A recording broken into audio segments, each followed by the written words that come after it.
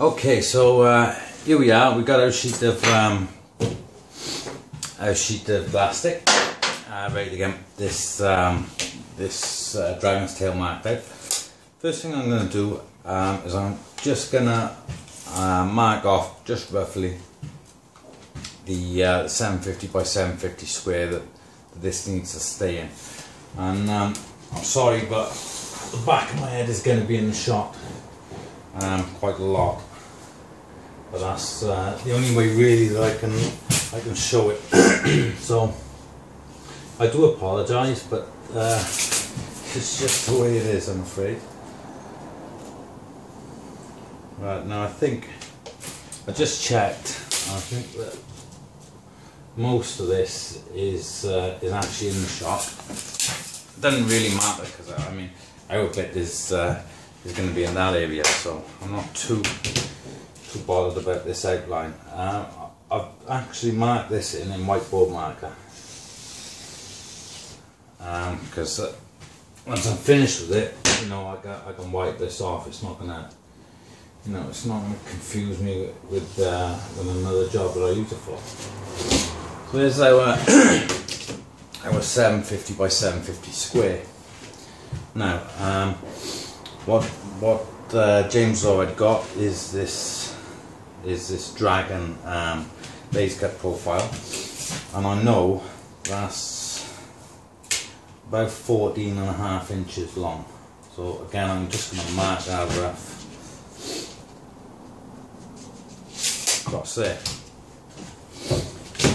The other thing I know is that they have an obstacle on the right hand side here, and that's where they want their track to sort of come off. So our exit, or our well done track, you know, if you end up going the right way, is going to go that way. There. Right. Now our entry, I think,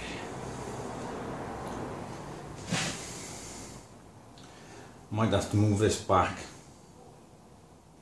because we need a bit of a funnel to enter it. Actually, no, I'm not. What I'm going to do is I'm going to just mark it. I'm going to give us 3 inches. 3 inches as the sort of run up, or the entry, the funnel into the dragon. Like I said, it's just rough. It's something that we're going to do later on, and it's going to sort of form around the actual dragon itself. So in bit to it is going to be sort of here. Yeah, I think the dragons will probably run slightly wide as it goes up there. I think we'll almost try and get this side straight. See, what we don't want to do. There. Okay. What we don't want to do is make it too difficult. That you know, nobody's gonna want to play it. That's, you know, it can be so difficult that nobody ever gets through it. You know, it's just, yeah, it's crazy, but it's not that crazy. Now what's going to happen is our bend is going to roughly start this angle here. Right, so I'm figuring probably if I leave enough space there for 2 golf balls, and enough space this side for 2 golf balls, then I'm going to be looking good. Now I did say I wanted it around the 150 mark. That looks a little bit smaller. I don't know, that looks about 120, something like that. Oh, there we go. There we go, just for the camera. That's 120 there. Which is pretty good actually, because I think I've done a few golfs. I've done that 120 that side as well. good God. I've done a few golf things on 60mm. 60mm is pretty good diameter for a golf ball. Clearance, that is, you know. So I'm going to stick with that. What I'm going to do is I'm going to actually form this fully, and then I'm going to cut that bit off later on when this section comes down. I think it's probably going to be easier to do it that way. Now, I think the end of our dragon's tail is going to be, let's think, I want to miss that when I come back down. So I'm going to go there. So that's as simple as it needs to be. So next thing we need to do is decide what the radius of this curve is going to be. Now I know there's a curve this side and there's an obstacle this side, so I don't want to be too close to that. Right, so if I pick sort of, I don't know, here, sort of a quarter of the width of the total track, and then I can sort of guess at a radius to put it on. Now I reckon that looks pretty good. Now that's 450 diameter. Okay, so we're going to go on a 225 center radius. Okay. Now what I'll do now,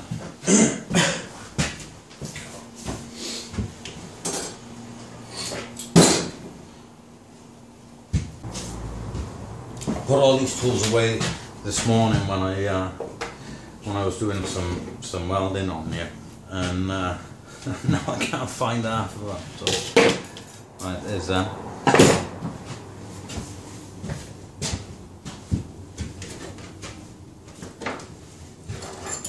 Okay. Right, now I think we'll probably go around that point for our horizontal centre there. Right, as long as I got 225 that way. Yeah, I think I got it.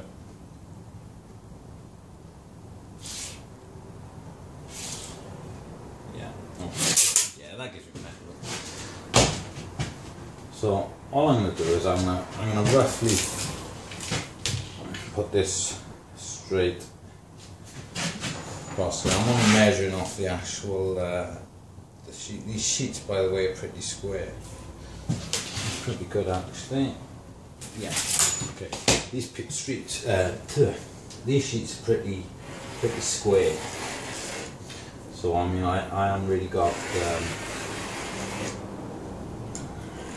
an issue coming up off the bottom of the sheet or squaring up off it.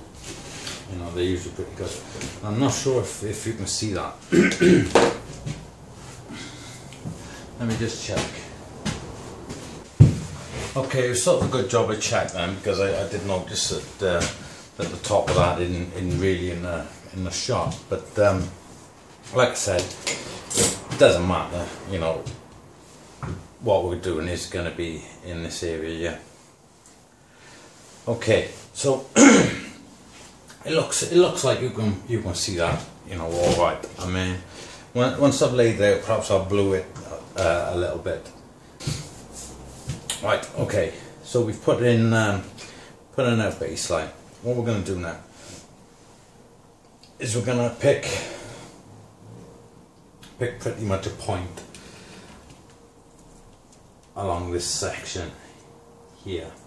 So at the moment, I mean, like I said, this is all rough. It doesn't really matter at the moment. I want to try, if I can. I was going to go for a 150 diameter.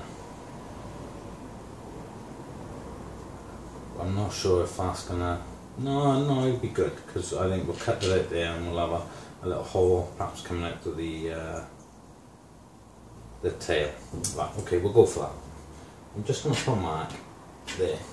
I know I'm at the beginning of my roll, but you know, it is what it is. Right. Okay, so we got our 150 diameter there. I'm just going to mark off the centre of it. Go across then my 225. Do you know, I'm going to make that bigger. I'm going to make that bigger.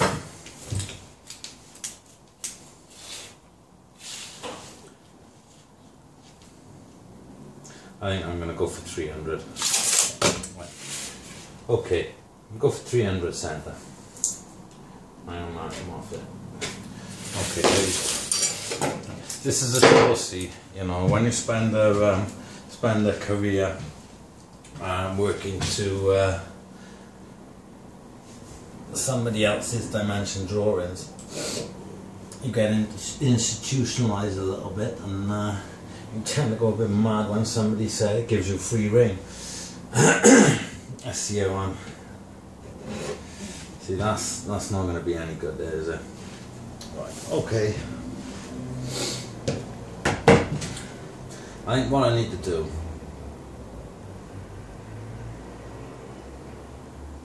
is stick with my 225. I'm going to stick with it.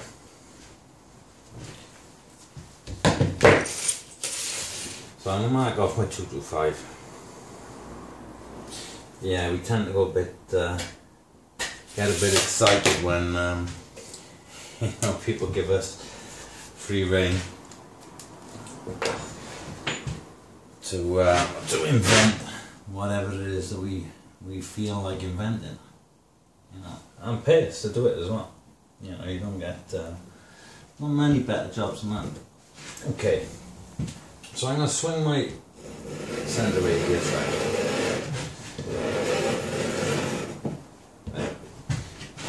Now you should just be able to see that.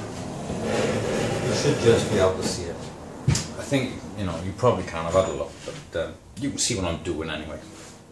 Right, so I swung my centre radius. Next thing I'm going to do, I'm going to swing my diameter off here. Now,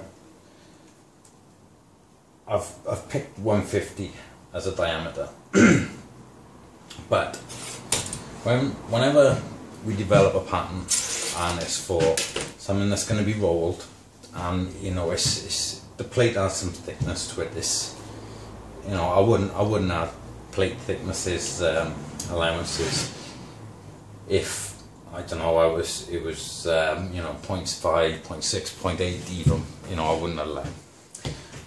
We're going to make this out of 2mm, right? What's going to happen is the segments are going to fit inside each other, so it's not going to be a butted joint, it's going to be a lap joint. And the reason it's going to be a lap joint is that the actual seam, if I put it in by here, the actual seam of the segment, so you'd have one segment would look like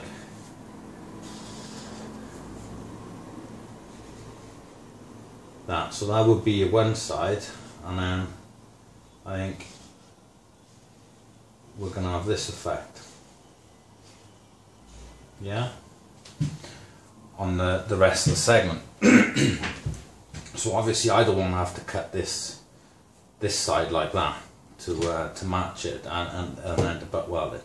So what I'm going to do, each segment will be made at the inside diameter of the previous segment, yeah, so this one would come out there, yeah, and so that would be the inside, and then so that one will come like that.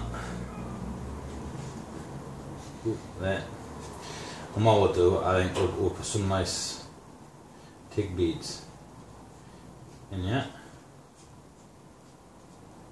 Yeah, so we'll weld all of these up with the TIG and put a bit of texture in there with that. And well, I mean, it's looking dragon-like already, isn't it? So anyway, thickness allowances. Sorry, yeah. Right, thickness allowances. So I need to add an allowance or take away an allowance for the thickness of the sheet when I scribe my diameter.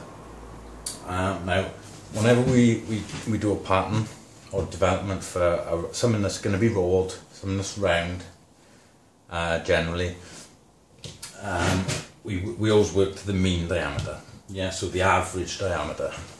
So it's basically your outside diameter minus the wall thickness. Yeah, because we've got, obviously you're dealing with two walls. So this is going to be 2mm aluminium.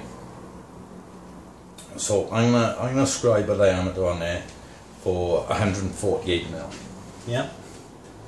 So what I'm going to do is I'm going to start off at my 100. Are these going to open wide enough? Yeah. Right, so I want 148mm. I'm going to start off my 100. And I want 74. Yeah, so that's my radius. There. Again, I'm starting at 100 because it's a little bit more accurate to line up. Again, I'm gonna see I've got a mill under that side and a mill under that side. Okay, now without changing my dividers, I'm swinging out there. Again, without changing them, still setting my radius, I'm swinging out there.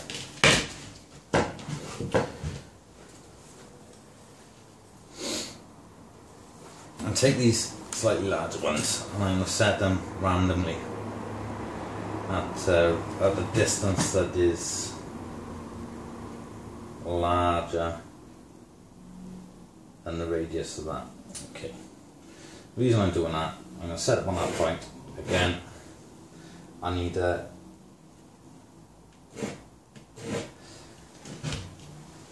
point there to get a perpendicular line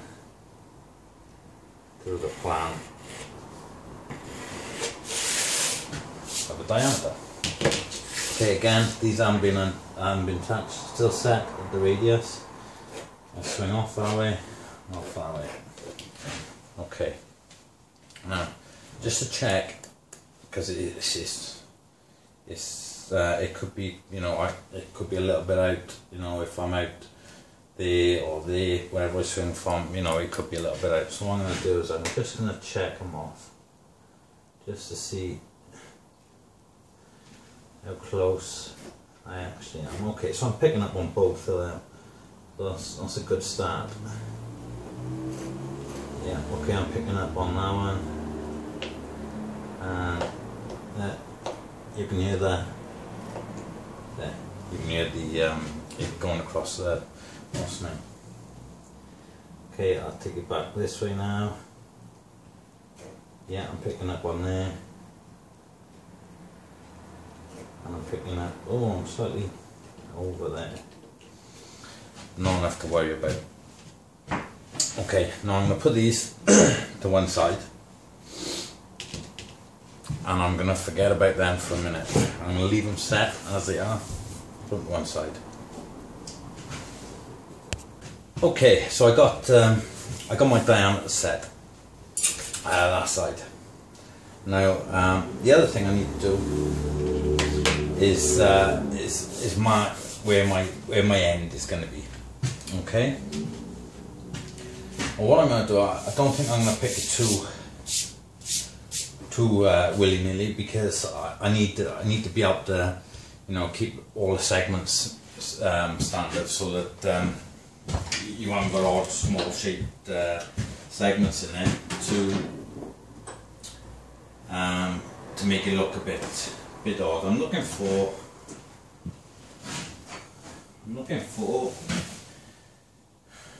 why do I just bend?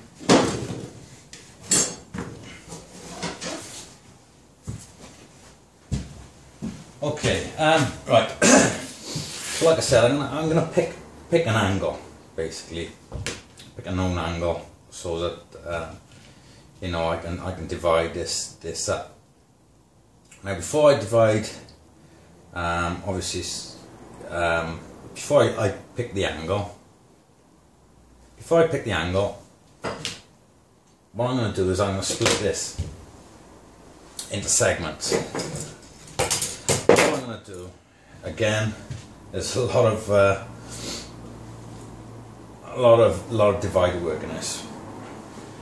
I'm going to set these at some random size. I'm going to try and keep away from my my marks here, from my diameters, because it'll get confusing. I'm just going to swing 2 points off the centre. Again, just bisecting it up so we've got a nice perpendicular line coming through it. Again, random setting on the dividers. Swing my arc that way. Swing my arc that way. Okay, now I'm going to put a line through. I'm not going to extend too far below the baseline because there's nothing actually happening below there with this particular there. Okay. Now again, this time I'm going to set up on my center radius. I'm going to do exactly what I did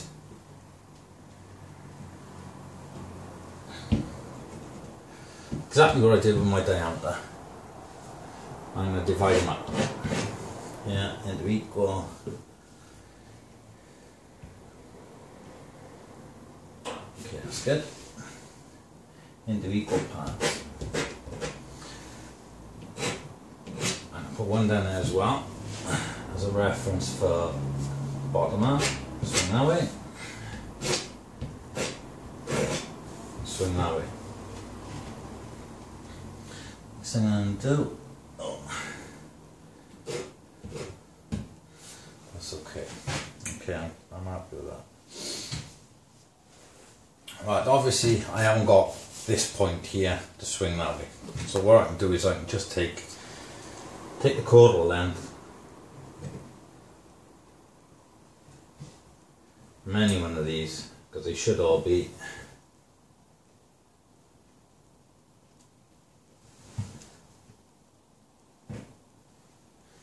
identical, and they ain't far off.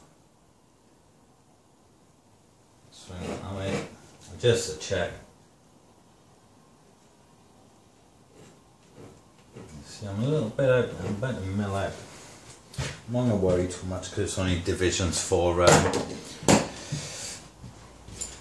segments, and I still got centre anyway, because of where those two arcs cross is the central point between them and there. Okay, so I'm going to put some lines through now.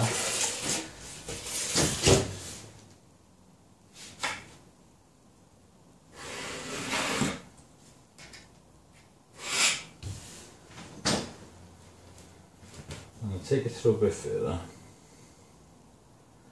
I'll take it through a bit further because it'll help us out when we come to form the rest of the segments.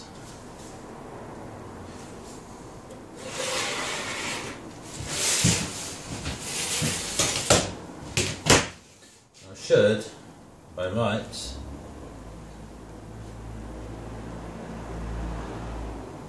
a nice straight line through there, and look at that layoff.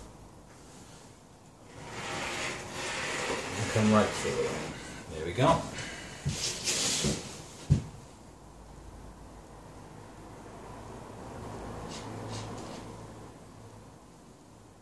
Same with this one, should have a pretty straight line coming through there.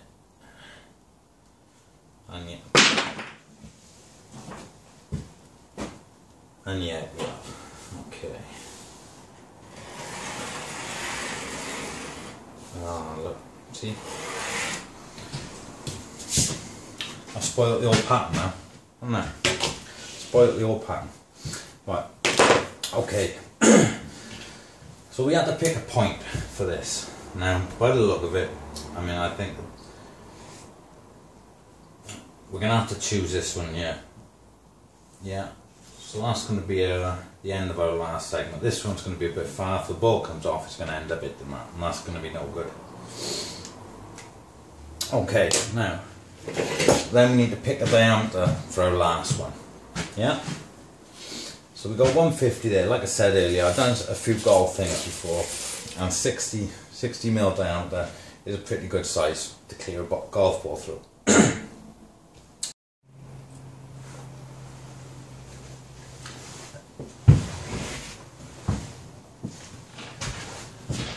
Okay, so again I've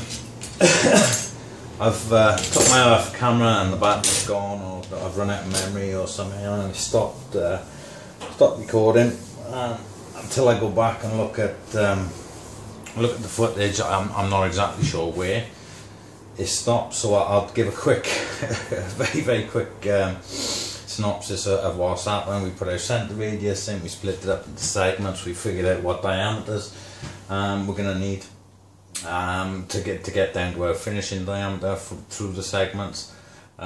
We lost a little bit coming through there, or because of the 0.2 or whatever divisions that they come under, but it's not going to matter. You know, it's made purposely. Nobody's ever going to notice that it's well within tolerance. We've swung both our diameters, our larger and our smaller. We've divided them up into 6. We've brought lines down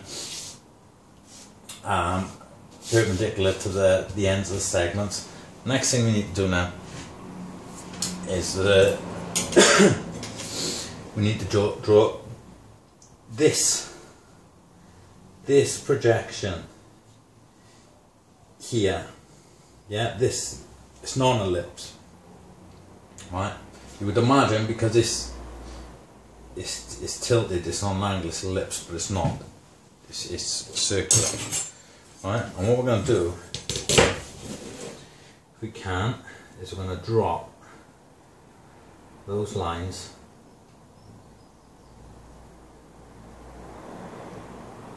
down onto the same plane as this plan. Yeah, but in its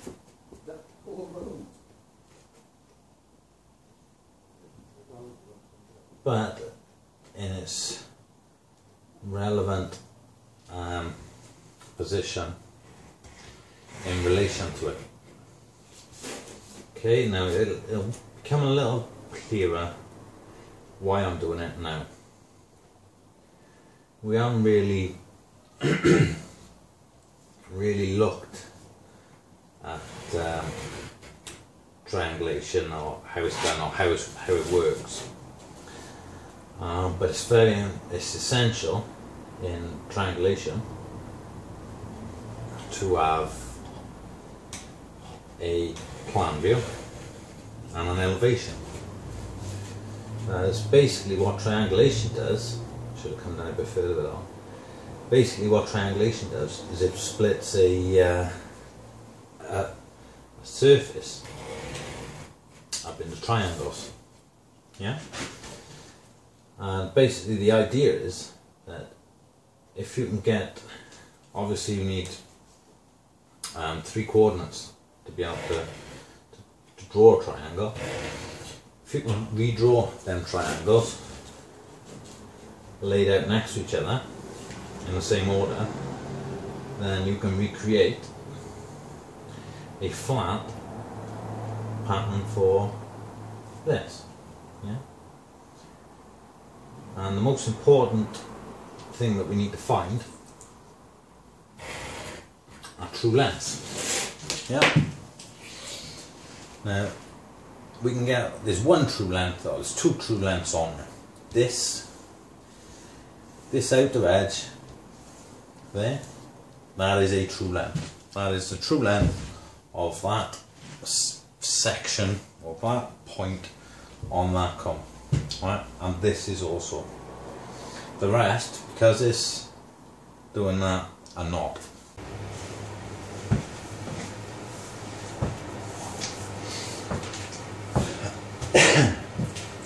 Okay, right, well, obviously I've had a few issues with the camera going off unexpectedly, and me not knowing exactly where I've got to when it's gone off. So I'll give you a very, very quick recap as to what we actually did. What I've done now is I've tried to highlight the segment that we're working on, so I've drawn that segment in red. Now we scribed off our plan diameters at both ends of the segment, and we divided them up. Alright, then what we did is we brought our lines down through, and we scribed off a true plan, or a true plan diameter of the top of the segment, because it's slightly at an angle. So the other thing I've done is that I've tried. I hope you can see, because it's going to be a very confusing video if you can't. But I've tried to highlight the vertical heights in there that we're going to be using. Also, you're going to spot a load of numbers. Now, in the previous video, we talked about numbering and the importance of numbering, and why it's good practice to even when you're doing very, very simple things, to use the numbering system. Now, we've numbered our points, right? And what I've done is I've put squares over the points that are on the large radius, the large diameter, and I put circles on the points that are on the small diameter, because basically because the diameters are crossing, and it's getting a little bit confusing as to which diameter is what and which point is where and whatnot. What I've also done, purely for the video, and it may help you out, is I transferred the smaller diameter numbers up to the top of the segment as well, so you'll know what I'm talking about when I'm talking about the numbers up here, and I'm taking measurements up there. So you should be able to sort of put the two together. I don't think there's anything else that I've done other than that. I've drawn these lines in. You can probably see little triangles. Now, when we were talking about triangulation, basically triangulation, what it does is it divides the surface of a object up into triangles, and the idea is that by having the coordinates of the corners of that those triangles, then you can lay down triangles back out next to each other in the correct order, and you'll have a flat pattern to be able to actually make fairly complex shapes. Triangulation, although it is difficult to get your head around. I think I spent my entire apprenticeship and probably another 6 years after that before it sort of finally clicked, how to do it. But I mean, once you know how to do it, I don't think there's anything, that you couldn't form a pattern for. At the end, there's a very, very, very good book. It's an old book, but there's a very, very good book that covers sheet metal pattern making, and it was sort of essential reading. You had to have one when you were an apprentice, and so everybody had one. I think it was published in 1965, something like that. It's by Dickerson, and it's called The Geometry of Sheet Metal. No, I'll try and get the ISBN number and I'll stick it up at the end. But it's a bright green book. It's all in Imperial, but the process is still valid now. The reason I like the book is because it makes a very, very bold claim, and it says that this book will give you a geometrical solution to solve any pattern developing or drafting problem that you may have. Now, I'll be honest, I've I've been doing this now, this is 18, nearly 19 years. Sorry, yeah, 19 years. And I haven't actually found anything yet that's sort of not covered in this book. So this thing's sort of similar to this. This actually a reducing lobster back in this sort of style isn't actually in there, but there's a reducing funnel, 90-degree funnel, that's very similar, done in a similar method to this. So like I said, it's if you're into pattern making, you know, if you're learning the trade, or if you've been in the trade a long time and you want to expand your knowledge of it, you know, it's certainly worth, I think you can pick them up for about 10-15 quid, something like that. You know, they were printed throughout the 60s, early 70s, then again mid 80s, through to the early 90s, then again in 96 into 2000. So you know, there should be hundreds and hundreds of copies out there. I wouldn't really suggest you get the sort of PDF ebook version. Not that I don't like them personally, but it's one of them books that you can sort of chuck in your box, and you know, it's there to be covered in crap, and you know, and to follow you around.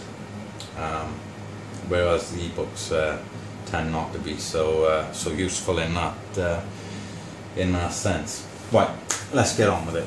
We've got all the information that we need on this, on these plans and elevations to be able to form this pattern out. Now what I've done is I've cut a separate piece because I didn't want to really cut anything out of this piece. And obviously this is one segment of this bend. Now I'm not going to show all the segments because it's going to go on for, you know, a few hours, and you know, but what I'll do is I'll show you how this segment is formed, and the others are formed in an identical manner. So I'll do that off camera, and then we'll probably pick it back up then when all the segments are formed and we got and the plate is here to transfer it and start cutting them out and stuff. Okay, right. Now I'm going to have to be relatively quick because I think I've only got about 20, 25, maybe 30 minutes. I'm going to have to get up and check now that everything's in shot. The actual, yeah, okay, we're good. It looks like we're good. The actual camera is sort of dangling off the roof of the workshop. So I gotta actually get up on the bench to check that everything's in shot. Okay, right. So first thing I'm gonna do is I'm gonna take my ruler. I'm gonna start on the far left because I'm actually going to develop this sort of upside down as such.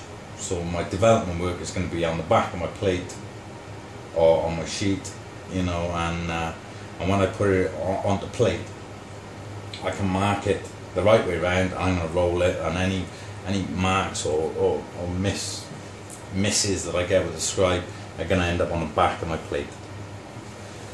Okay, so I'm going to work from back round the throat, and remember, this isn't a full cylinder, isn't a full pipe. It's only actually half a pipe, so I only need to come from back to throat. Obviously, I mean, the process if you're doing a whole pipe is exactly the same, you know, except you'd work probably from the centre, you know, work back to throat that way, and then back to throat that way, depending on where you want your seam. Alright, but I'm going to work from here over to here. So I'm going to put a line in. It doesn't matter, it doesn't have to be squared or anything, it doesn't have to be in line with anything, it just needs to be long enough to fit my first length on there. Then I'm going to put a mark right on the bottom. Like I said, don't really matter where it is, it's just somewhere to start. You know, we need somewhere to start. So this mark is going to be 0. Right, again, our numbering's coming back in. Right, now, first length I need is 0 to 1, right, which happens to be on the elevation is still a true length. Yeah, so I'm going to pick up there. Like I said, with this stuff, with this glass stick sheet, I can feel if I'm on a point. I don't know if you can hear it there, but I can feel that's slipping into that point because it's made a slight indentation. I'm going to mark that off on there. Oh gosh. Okay, so that's now 1. So that is length 0 to 1. The next length I need, yeah, is 1 to 2. Yeah, 1 to 2. Now, here's where the triangulation comes in. There's two lengths that I need to be able to obtain the true length of that side of the triangle. Yeah. So I'm going from 1 to 2. So I'm going to take the plan length here, 1 to 2, and I'm going to scribe it off the bottom and my vertical length, 1 to 2. Yeah? Okay? I'm going to do this a lot of times, so hopefully you're going to pick up on it. I'm then going to go from that mark that I've just made up to 1, and that's now giving me the plan length 1 to 2. Yeah? I hope you're following. So that's my true length 1 to 2. You can imagine, just quickly, you can imagine true lengths like a ladder up against the wall. Right? If I know how high a ladder will go up against the wall and how far away it is from the wall at the bottom, then I can work out the true length of that ladder. So that's how true lengths work. Yeah. So you've got vertical height, yeah, plan length, yeah, true length. So that's how it works. Right. So now I've got 2 points on my triangle, right? And I need the third. Now the third is very simple, right? If you imagine the bottom of this pattern, is my large diameter, or my large circumference, should I say, to make it a bit simpler. So this is my large circumference, that's going to be my small circumference. Yeah, very, very similar to a reducer.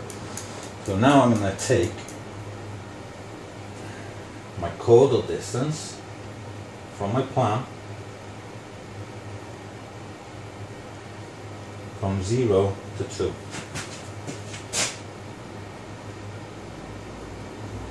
And I'm going to stripe it off. There. So that is caudal distance 0 to 2. Yeah?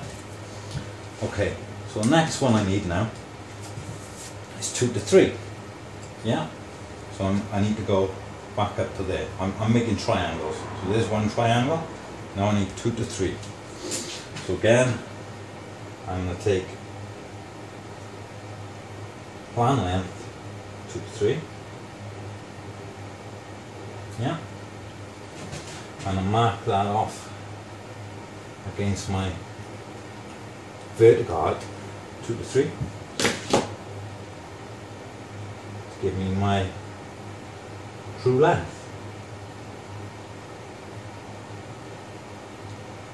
It's 2 to 3. Yeah, so I'm going to go from 2 to 3. Okay. Now here's where it alters slightly. Now, like I said, the top line, or the top of my pattern now, is my smaller diameter. But rather than taking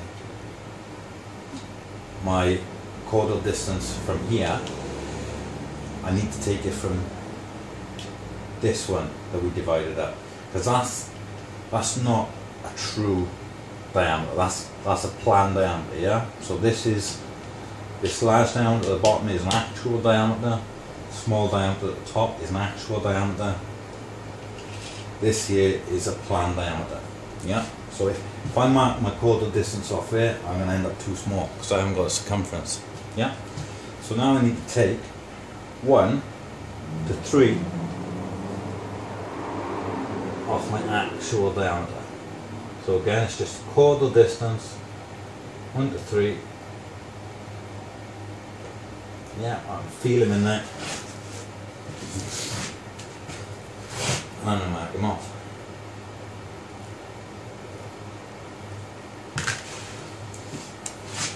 So that's now 3. Next one I need is 3 to 4. Yeah. I need to come down here, 3 to 4. Yeah, so I'm just working back and forwards from number to number to number. Yeah. So I'm going to take my plan length again, 3 to 4. I'm going to scribe that off my vertical height. Yeah. And that's going to give me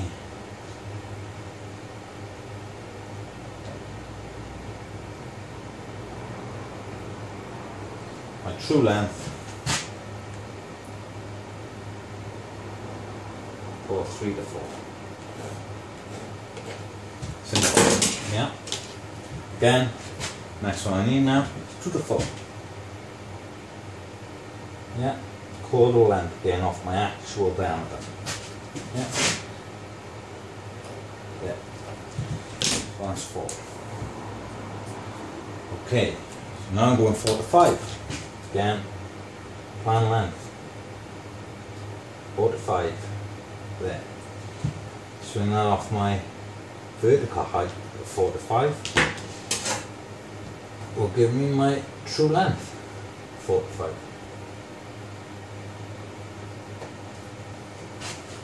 So, 4 to 5. Now I need 3 to 5, caudal distance off my actual diameter. Again, I know it is repeating. But like I said, once you understand this method, there's absolutely nothing out there that you can't make a pattern for. Right, next one I need now, 5 to 6. Yeah. So again, I'm going to take 5 to 6.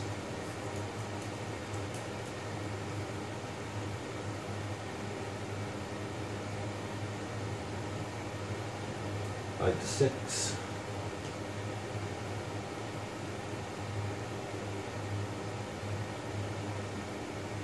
Five to 6 plan length. Mark them off my vertical height of 5 to 6. And give me my true length, 5 to 6. Yeah. From that point, just write them off. Now I need 4 to 6. So I'm going to go from 4 to 6. See, although it seems complicated, the numbering system is the key to it. The numbering system is telling me exactly what I need, where to go, where to go next. It's my map to actually develop and it. Yeah. Otherwise, I'm going to be lost on there, aren't I? Right now I need 6 to 7. So again, you need about 20 sets of dividers to be able to do this. Then we can leave them set. Ideally, you want to leave one set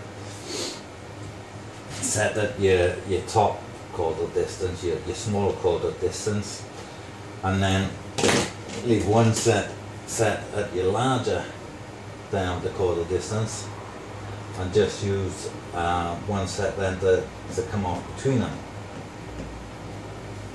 Okay, so I'm going to swing that up there again.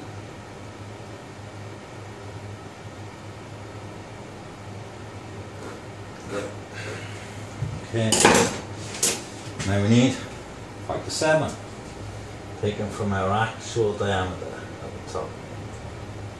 Got to be the actual diameter, otherwise we ain't going to have enough circumference to get the diameter that we're looking for. Okay, so I'm going to scribe it off. There. Already we can start to see the beginnings of a pattern. Yeah, so now I need 7 to 8.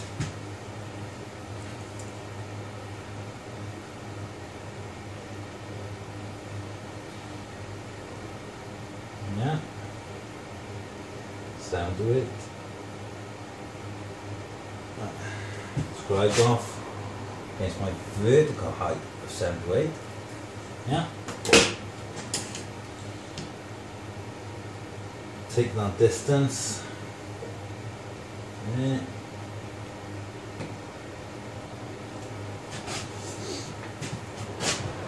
And scribe them off. A lot of the time, especially when you're doing perhaps mitre square to rounds or something like that. What a lot of people do is they set their vertical heights off over here. So I put a line here and I put parallel lines coming across there, so I'd have a line, a vertical line there with horizontal lines crossing it that will give my vertical heights for all these. Now you can do that, but I mean it's just as easy to mark them off on there, you know.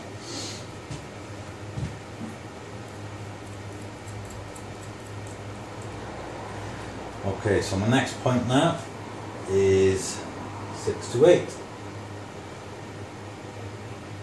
6 to 8 of my actual large diameter. Okay. Swing them out there. There we go. Number 8. Okay, next one I need is 8 to 9. I'm trying to sort of speed up a little bit here because I think I'm going to run out of recording time, but we'll keep going. Right, so 8 to 9 is here, so that's going to give me my true length for 8 to 9. I know it's repetitive, right, and it's, you probably lost interest at about number 3, but you know, it's unfortunately I mean, it's interesting for me doing it, you know, and I hope that the sort of end product is interesting for you. This is just a necessary evil that we need to go through to actually get there. But I mean, like I said, we haven't got any special tools or anything like that. All this can be done on site. And to be honest, this is probably going to take me, I don't know, about maybe 25 minutes to develop this segment out. And I'll be honest, I'm not bad on AutoCAD. You know, I do all the gates, all sort of oddball stuff that we do. Most 90% of it, I think, goes down on AutoCAD. But I mean, for me to try and do this, I don't do modelling for a starter. I'm not good looking enough. No, but I mean, I could model this. I could draw it, you know, on. Let me just check that because I'm talking here, and I've lost where I was going. Right, again, you know, the numbering system tells me where I need to go. Right, so I'm looking for 9 to 10. 9 to 10 there. Off my, yeah, I was right. Okay. So yeah, you know, I think probably this would take me, I don't know how long to model on CAD, and you know, even then I'd have to then send it to a profiler. You know, I'd have to convert it to, you know, something that you know, a profiler could read, you know, and pop in their computer, and I'd have to send it to them and they cut it, then it come back, you know, and it's I don't know, it's I find this easier. I feel more comfortable, to be honest, doing it this way, because I'm looking at this now and that looks right to me. If I was to do this on CAD, you know, I don't think that I'd be able to spot if something wasn't sort of looking quite right. Okay, we're on 10 to 11 here. We're getting close. Talking about 10 to 11, it's now 9:30 at night. Yeah. Right, I'm sorry, miles away here. I need to concentrate on what I'm doing. Right. Okay, so this is my 10 to 11. Yeah, like I said, it's currently 9:30 at night. It's not very warm, to be honest. I think it was -3 this morning, and it's still a little bit chilly in here. So my hands are quite cold at the moment. One thing you won't see a lot of me doing is wearing gloves, marking out. It was always sort of frowned upon wherever I've worked, so you sort of get out of that habit quite rapidly. Okay, nearly there. I just hope this camera is still going. Okay, 11 to 12. There we go. 11 to 12. Scrape it off. There.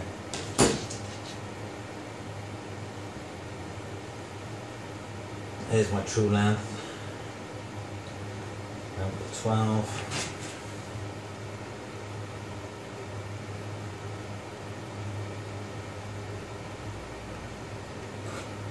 Over there.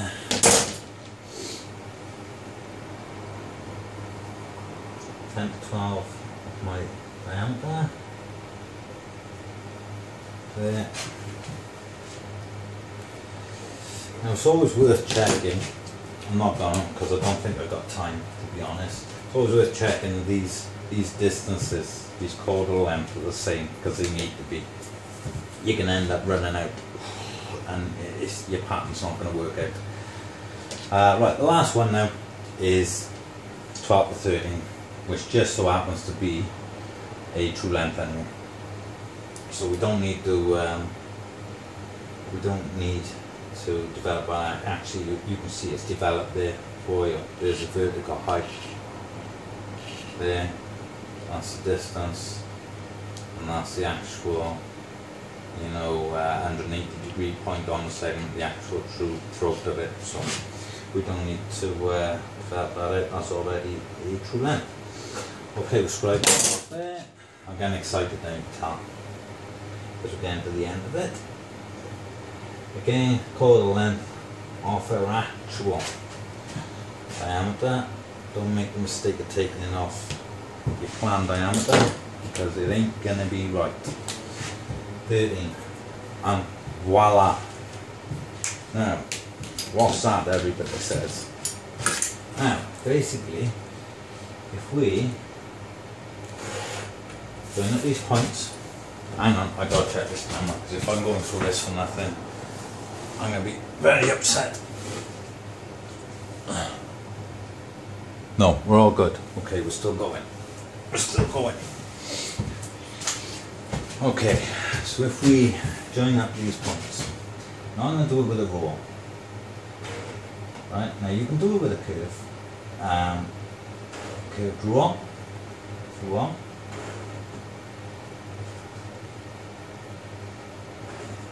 But you ain't going to gain a lot, to be honest. Yeah. And the reason why you're not going to gain a lot, and I'll tell you now, is that we're going to cut this by hand. Right, so we're going to use a little bit of our artistic license.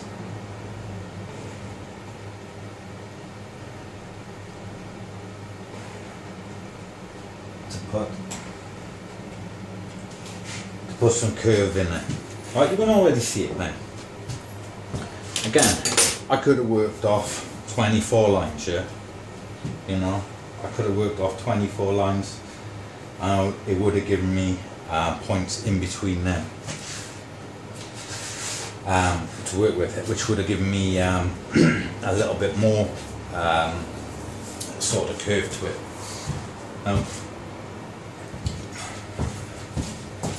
Remember I said earlier that, by the way, old pair of tin snips. These are they used to be good tin snips, Gilbo brand. The nut got replaced on there. The bolt got replaced. Sorry. I wouldn't suggest that you cut these with anything. This stuff with anything sort of that you wanna, you know, keep sharp. At the end of the day, it is fiberglass based, so it ain't gonna be very, you know, good on your cutting tools. So like I said, yeah, when I cut it, I'm just gonna add the curve, you know, just by eye. That's all I'm gonna do. It's just eye it up. Yeah.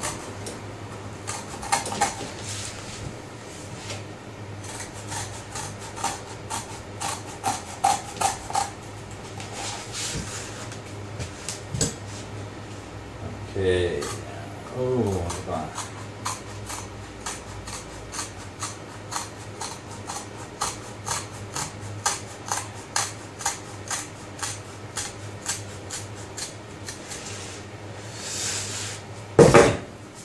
So that's it. That's our pattern. And like I said, I made it upside down for a reason, because if I then should be able to pretty much line it up on there, and there we go. First segment done. Reducing lobster back bend. 6 segments to go. Let's go. We can mark out on it now. Seg 1. Again, I hope you enjoyed it. You know, I certainly enjoyed showing you. It'd be nice to see you back next time when we put all this on the plate and start forming it. So thanks a lot. Thanks a lot for all the people who've watched. To all the people who've commented. To all the people who shared, especially. You know, it's been, you know, I was expecting perhaps, you know, 3-4 views, something like that, and it certainly surpassed my expectations. So, and I mean, that's nothing to do with me. That's not what I'm doing. That's largely from other people sort of saying, you know, have a look at this guy. He's I think he's going to be interesting. So I hope I have been interesting, and I hope I haven't let down the people that sort of that have shared it. You know, so there we go, and I hope to see you next time.